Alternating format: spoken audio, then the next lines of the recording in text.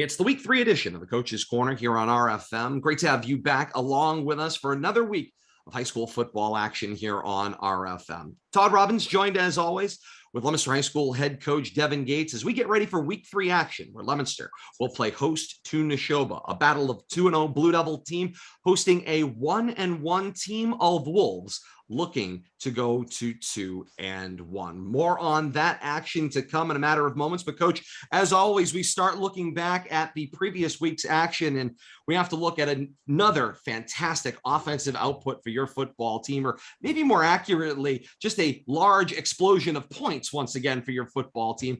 A 42-0 win over Doherty this past week, bringing your 2-week total to 90 total offensive points against just 6 that have been scored against you in 2 weeks of action. And really, it is a very balanced, very dynamic version of 42 points. I took some notes here as to the balance: 2 passing touchdowns, 2 rushing touchdowns, a safety, and 2 kick return touchdowns. That sounds to me like all 3 phases of the game scored points in a football game.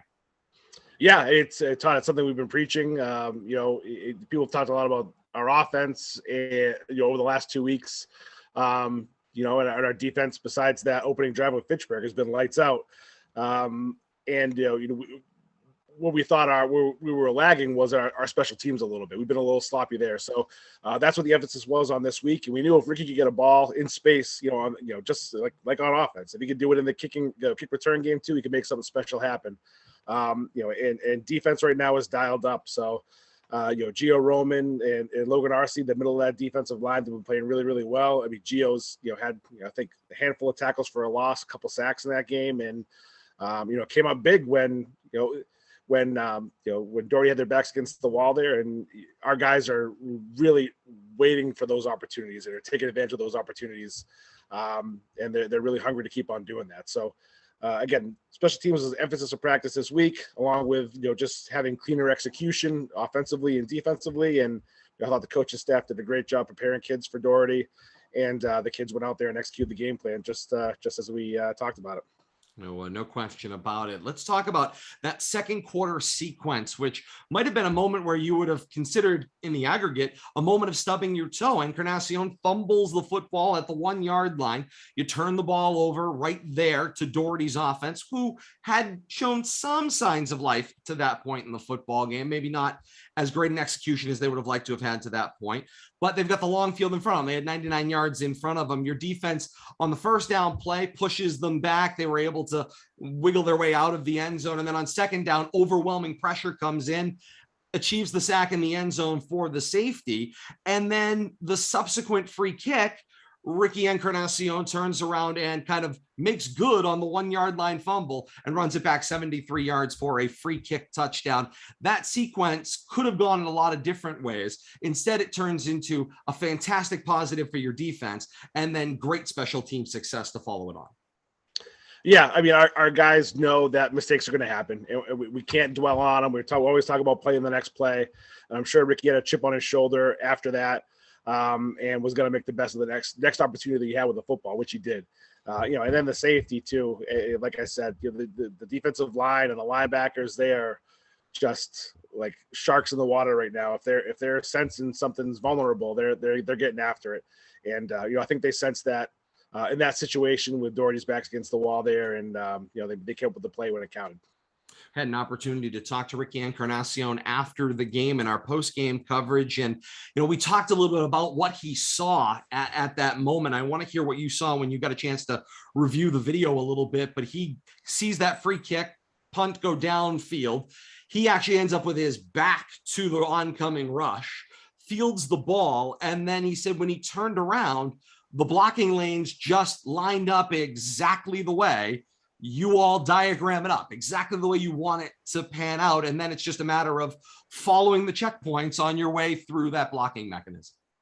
Yeah, I think it's kind of what we saw too. I think when the ball got by him, Doherty kind of stayed in their lanes and maybe bent a little bit, but that, was what we kind of expect in, kickoff coverage. So for them to kind of see how, that delay in picking up the ball, I think probably aided Ricky a little bit as they were kind of waiting to see which direction he was going to go.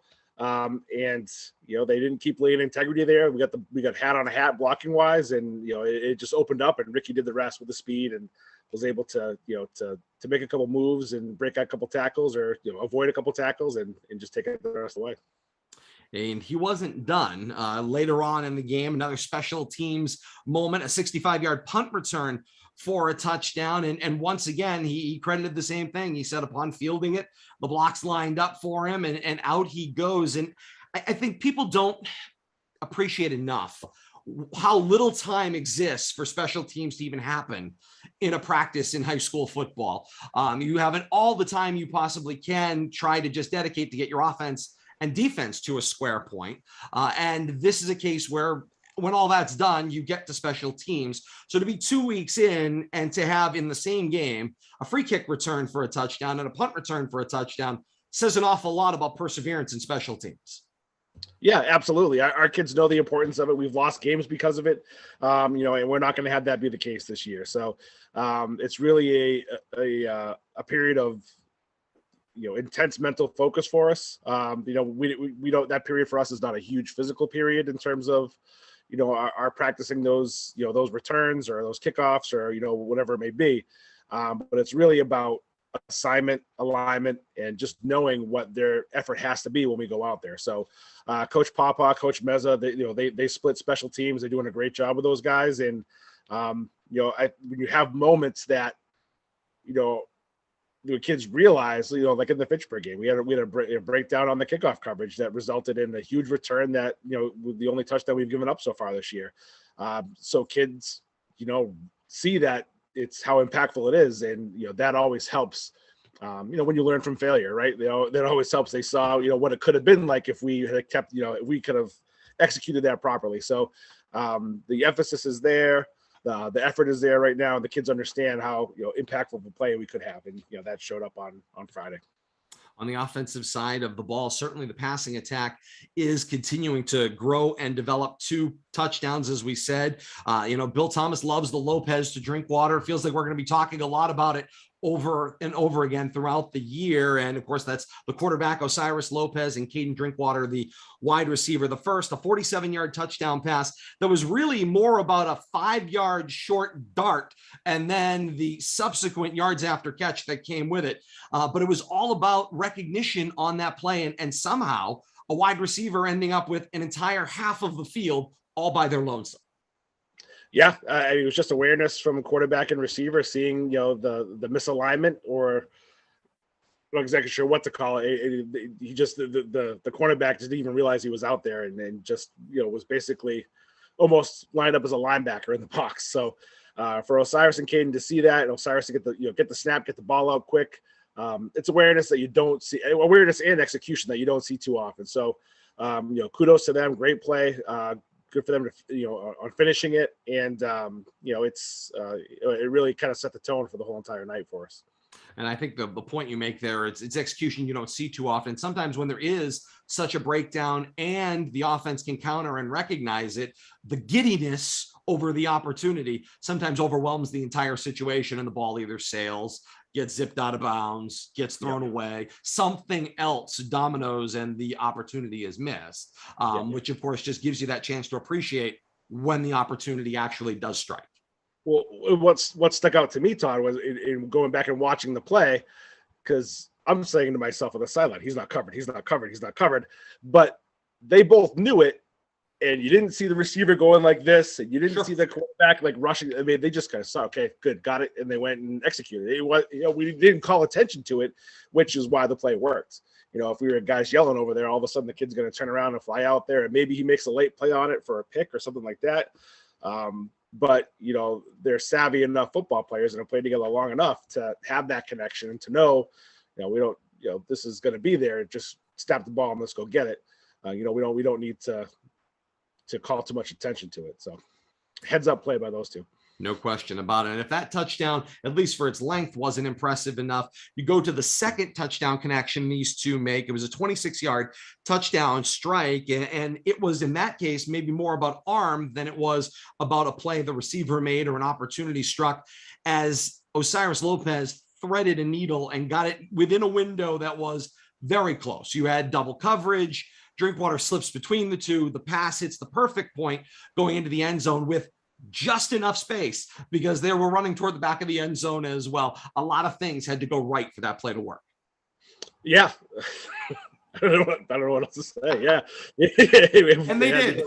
No, it was a great ball, and we made a great catch and really put it in the only hole that we had there. And I was telling you before we went on the air here, and I told Osiris and Caden and the offense during film today, like I almost called the timeout right before that because even myself and Coach Canterbury, we were both saying to ourselves on the headsets that we didn't like the look. We didn't like the look because they had double coverage over Caden. But we let it play out and to see what happened, and now we know. Now we know. It panned out in the grand scheme of things. But you bring up the double coverage here, and this is going to be something that when you week in and week out perform, teams are eventually going to start to try to scheme against that. So This is going to be a thing. You're learning, although a freshman, you're learning. You are going to draw an awful lot of attention the better you perform. What's then the next step they have to take? Yeah. Well, now we've got 2 games of a sample size, right? And we've shown a lot of attention in the past game to Caden, to Ricky, even to some of the backs out of the backfield. And we still have a lot of guys who have yet to make some big contributions who are big playmakers for us. Brian Aguilar. I mean, you can't, I don't feel like I'm giving away any secrets at all here, but I don't feel teams can, either double or shift coverage over to Ricky and Caden so heavily that they're going to play some of our other receivers. Like a Steven Diaz, even Braden Martin's been out there as a slot player, a Brian Aguilar, a Jared Viola who made a couple plays in the last game. You can't shift coverage so heavily over those players where now you're sacrificing, coverage on the other side of the field. So I feel like we're in a good spot in terms of our personnel, in terms of problem solving what defenses want to do to us. And I'm not trying to sound arrogant or anything like that at all, but it's something that we haven't had on the field for a couple of years now. We've had some great players in this program, but to have the depth and the talent that we have at some key positions right now, it's fun, and I think it's a problem for opposing defenses right now. Before we move off of Lopez and Drinkwater, Bill Thomas started the rumor that they might communicate telepathically. We can maybe dispel that on this broadcast if I didn't on the last one, but outside of telepathy being the way to do it, I mean, how much does that developing comfort or the existing comfort help in execution? I mean, it's anytime you got kids who have played together for 10 years and we're not just talking about just tackle football season. I mean, these guys have played together through tackle football in the fall, through flag football almost year round, except for tackle football season, basketball. I mean, they're competing in these situations, no matter the sport, year round together. And, you don't do that, for 10 years and not reap the benefits of, being able to know what the other one's going to do. It's really a special relationship that I think the two have. I think the team has benefited that as well. And I think the team notices that. So there's been a lot of rallying behind them. Not that they need to rally behind them, but there's a lot. It's tough to put into words, but it's their special relationship, their dynamic relationship has, I think, forced everybody else to kind of, I won't say raise their game, but make sure that they're on the same page with everybody too. So no one wants to be that guy that's not in tune with what we're doing. And I think they show it. The seniors have been demanding it from other people and everything too. So I think, between the freshmen and their execution, with our senior leadership and some of the other younger players that we have and some of the role players that we have, there's really a good dynamic on this team right now. I think for the most part, everybody feels that they're contributing and know that at any moment we could call their number to make a big play, and they're confident in going out there to do that because every one of their teammates has been very supportive. When you then follow all of that fun on, right? So we've got the 2 special teams touchdowns we talked about. We've now talked about the 2 passing touchdowns. Let's not leave out the conversation of the 2 rushing touchdowns as well. Mekhi Newton has the 2 rushing touchdowns on the day. And when I kind of step back and look at that, and we kind of let into it a little bit with this, there's a bit of a balanced nature to this attack, the ability to both, pass the ball, short, long, run, both in, physical style and also with some finesse to the outside as well. When you have that kind of a balanced attack, that well-structured balanced attack, how much does that help everything else just work? It essentially greases the skids, for lack of a cliche. Yeah, absolutely. It's, you pick your poison here, right? For defenses for us. And, Kai's running the best I've ever seen him run. His confidence is very, very high. He dedicated himself in the offseason to be a better running back, not just physically, but mentally, agility wise. And I couldn't be more proud of the effort in the leadership that he's shown so far this year. And really happy that he's been able to execute the way that he has. And he'll be the first guy to tell you that, he's put in the work to be able to take advantage of when the O-line opens up those holes. The O-line has been doing a great job for him. So, it's great to have that balance, so that teams cannot just tee off on one aspect of our game right now. Teams can't do that. And that's a testament to, Kai's willingness to get the hard yards and, and then his explosiveness when we try to get outside, for him to get around the corner and, break a couple tackles or run through a couple arm tackles. I haven't sseen him this motivated or dialed into what he's doing, really since his sophomore year. I have to say also, if we're going to point to all of this, especially with players that have to play both sides of the ball, or in some cases, all three phases of the game, when you put all of that together, that means you've got to be able to spell them. We've talked about the depth that you have, but the depth to keep that running game going, because sometimes Newton has to come off the field, sometimes Encarnacion has to come off the field, and that you've been able to bring in a Xavier Cora, or you've been able to bring in a Braden Martin, and they're able to pick up yards, and they're able to continue to move the ball down the field, even, that they may not be the star-studded name out in front, allows this offense to keep moving. Yeah, they're all capable of making big plays. And you could throw Aramis Reyes in there too, who's come in, during late in some of the games and showed some explosiveness too. It's been a tough job for Coach Pawpaw as a running backs coach too, to because all those guys are deserving to be on the field. They just don't have enough footballs right now to make it happen. But when a senior like Mackay is running the way he is right now, you want to keep him on there as long as you can, until he needs a blow. But we have every confidence in the world in Braden Martin, who, is really should be, it's tough for us to get him on the field. He's got on the field more, basically what we need to do, in terms of us offensively and defensively. He's just an outstanding football player. He's going to make some big contributions coming up here in the next couple of weeks, but every confidence in him. Xavier Cora is getting better every single day as well too. He's got explosiveness in them. He's a tough runner. Like I said, Aramis Reyes too is, so we have a lot of, I think a lot of depth at running back as well too. And that's, I think, a benefit, for Kai and for the other guys, and they all cheer for each other too. So it's not like there's, any animosity in that running back room at all. I think, obviously winning helps when that's, when you're in that situation. And, I think guys are excited, and, they're just ready when their number gets called to go out there and execute.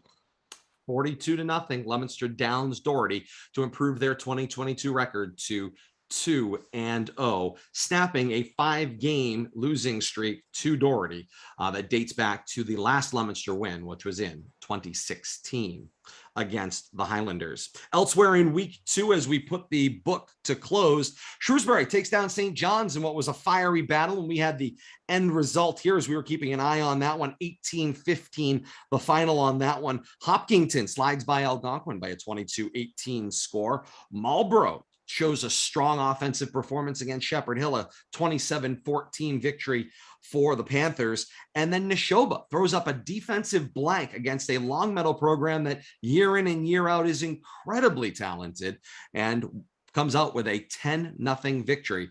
We'll talk a little bit more about that and how it plays into week 3 action in a matter of moments. Let's look ahead to what's on the agenda for week 3 while we're at it. Algonquin plays host to Catholic Memorial, I think, to finally put to rest any questions about whether Central Mass has got a strong enough schedule or a strong enough strength of schedule, or whether they belong in the postseason. Algonquin not happy about last year, missing by tenths of points. Hence, you schedule Catholic Memorial in your 2022 year. Shrewsbury travels to Acton Boxborough, Shepherd Hill on the road to Fitchburg and Crocker Field. Wachusett hosts Minichog, and Peabody travels to Beverly on Saturday, an upcoming Leominster opponent in the weeks ahead as well. Coach, I saw you nodding.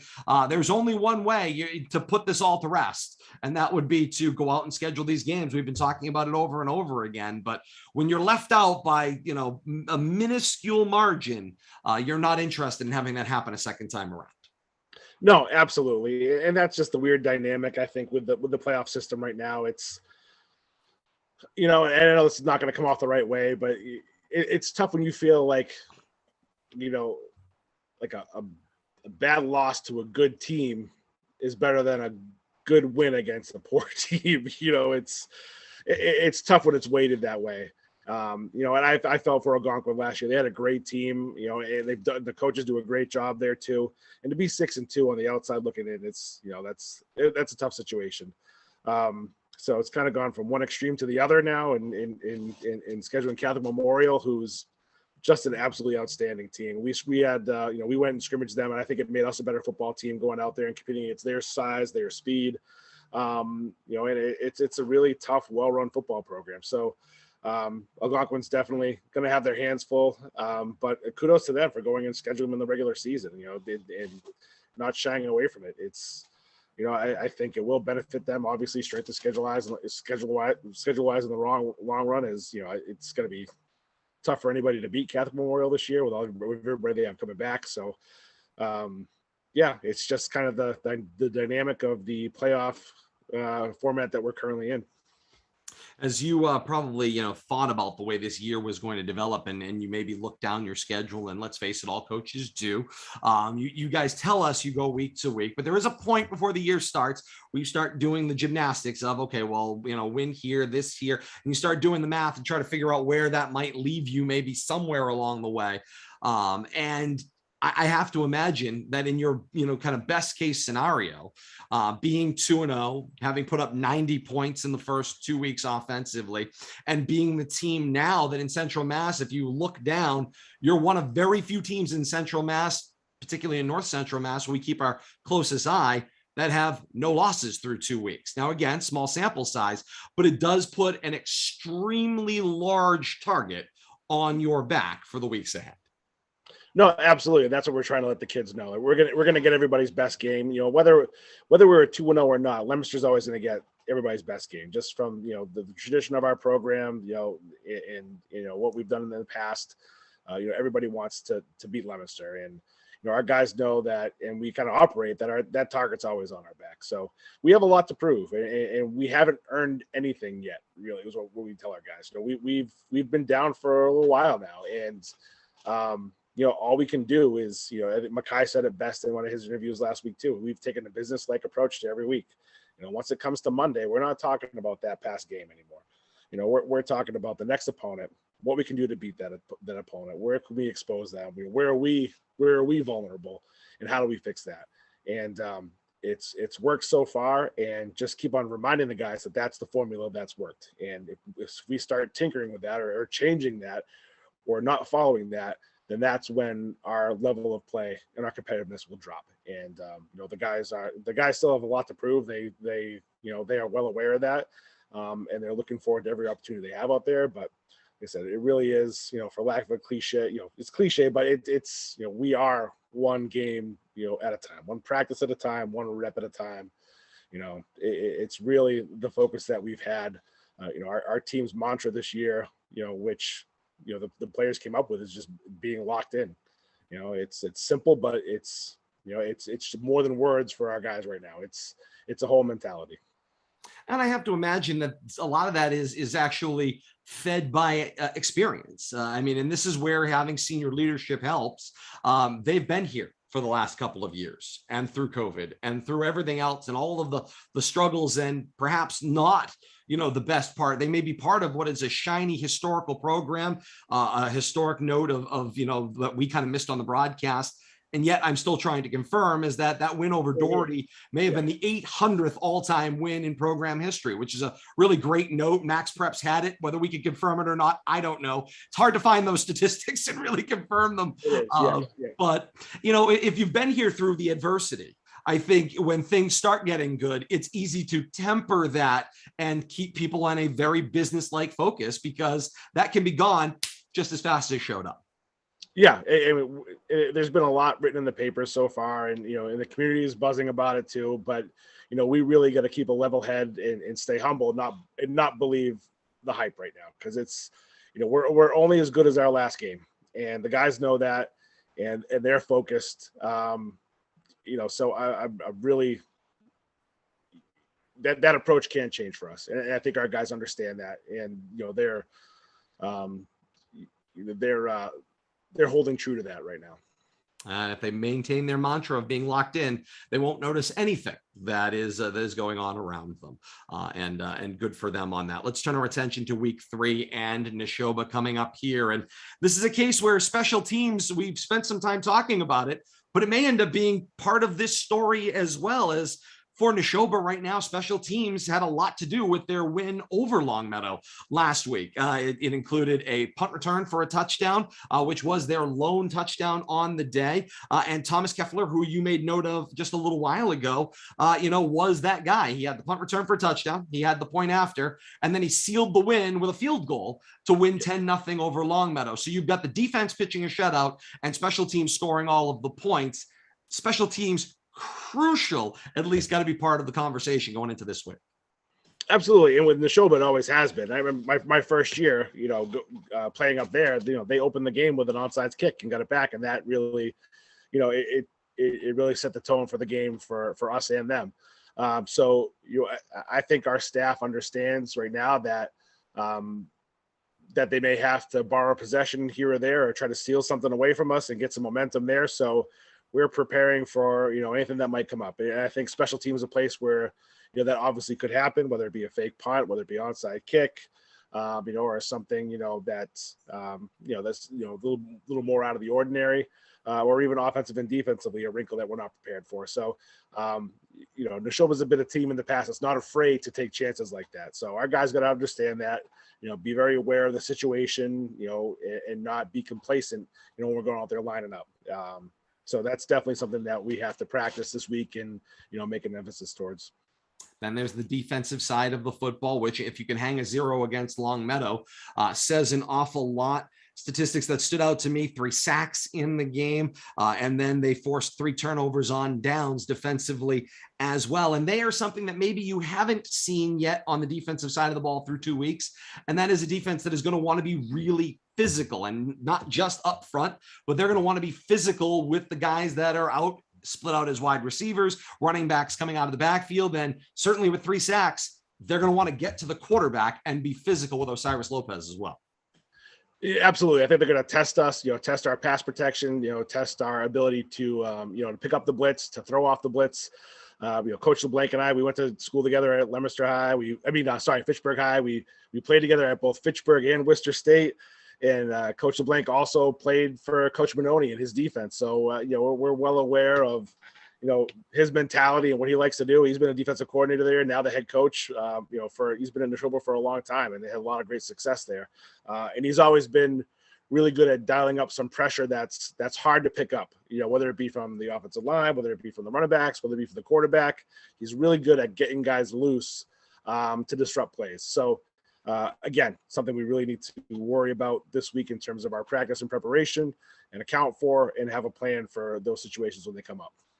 You mentioned Coach Andy LeBlanc, and right now, perhaps on his tick sheet, as he's looking down at things he's got to achieve right now, it's really seems like his offense might be his biggest question mark at the moment. As you kind of look at them on video, they are a different looking Nashoba offense than maybe we've seen in the last decade or 2 decades, which has had a very physical identity, a team that has always had a multitude of running backs that can, bust the ball up the middle, maybe a quarterback that can run and be physical, and right now moving a little bit more to a spread look, or maybe a hybrid look, with some different things going together, and really trying to identify offensively what's going to be successful for them. Yeah, and make no mistake about it, there's still, the physicality is still a hallmark of this Nashoba team too, whether it be offensively or defensively. Their lines are really, really tough. They have tough, gritty players like they always do.